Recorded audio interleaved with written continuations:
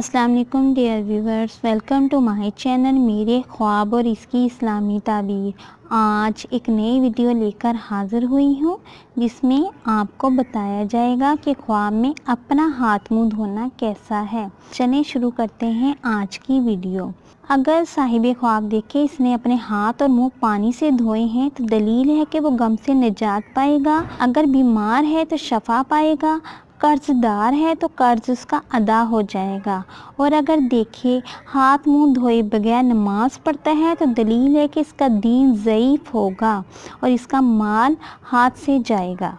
और अगर देखे दोनों हाथ से मुंह धोता है तो दलील है कि वो अपने दोस्तों से मदद मांगेगा। और अगर देखे हाथ और मुंह धोता है और इसका वज़ू इसी वक्त टूटता है तो दलील है कि वो अपने कसब और कमाई में आजिज़ होगा।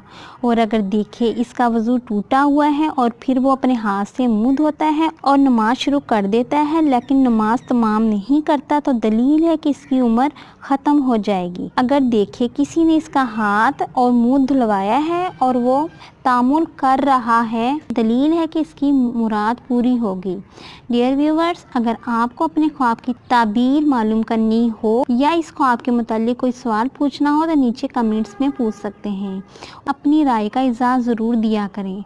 और अगर आपको ये वीडियो अच्छी लगी है तो इस वीडियो को लाइक करें, शेयर करें, सब्सक्राइब करें।